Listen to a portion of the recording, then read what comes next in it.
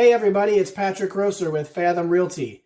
This is your Cincinnati real estate market update for November 2020.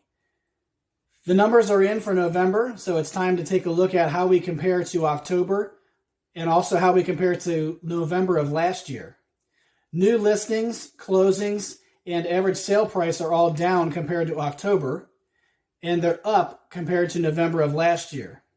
This isn't surprising. Typically, real estate activity in Cincinnati is slower in November than it is in October. But it is encouraging to see that despite the pandemic this year, our activity this November was actually greater than our activity in 2019. So one possible explanation for this is that some of the business that did not come into the market in the spring and the summer during the lockdowns and quarantines is now coming out into the market. Despite the rise in cases that we're seeing and some increased lockdowns in the area once again, we are seeing that this need is being fulfilled in the marketplace, which is an encouraging thing to see. Average days on market is up versus October, and it's down significantly versus last year in November. Again, this is not a surprise. Average days on market typically move in the opposite direction of average sale price. So the listings right now are spending more time on the market than they were in October because activity is slower. But compared to November of last year, they're selling much quicker, which is a good news for sellers as well.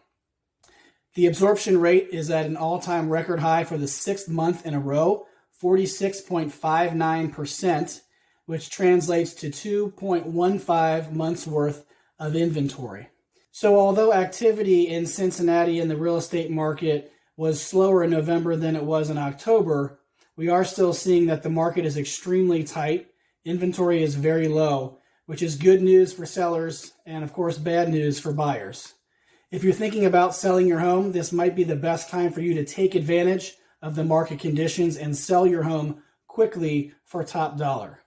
Although you have the upper hand in negotiations, you still need to market your home effectively to make sure that the quality of your home is being showcased in your listing and that you're also reaching the maximum number of potential buyers through as many media channels as possible.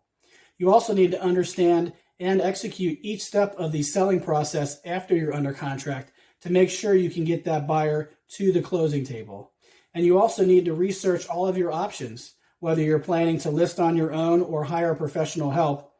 Now more than ever, with all of the options you have in 2020, you need to make an informed decision about the best option for you in your circumstance when selling your home. If you'd like to learn more about that, click the link. I've put together a 45-minute video presentation going through all of those aspects of how to sell your home in this market. If you'd like a smaller piece to digest, I have that split up into 3 different videos on how to market your home, how to navigate the selling process, and what all your options are and how to make the best decision for you. So again, click the link if you're thinking about selling and you'd like to learn more about that. If you're thinking about buying a home right now, you need to develop a winning strategy for competing with other buyers, especially if you find yourself in a multiple offer situation. So the first thing you can do is to set up a listing alert via email through the MLS directly, as opposed to simply browsing Zillow and other consumer sites to make sure that you're getting the information before other buyers do. If you're only browsing on consumer sites, you may be waiting up to 24 hours for that information compared to getting that information directly from the MLS. And in many cases, the best listings sell within the first 24 hours, so you're missing those listings if you're not set up directly from the MLS. The second thing you can do is to schedule the showing as soon as possible.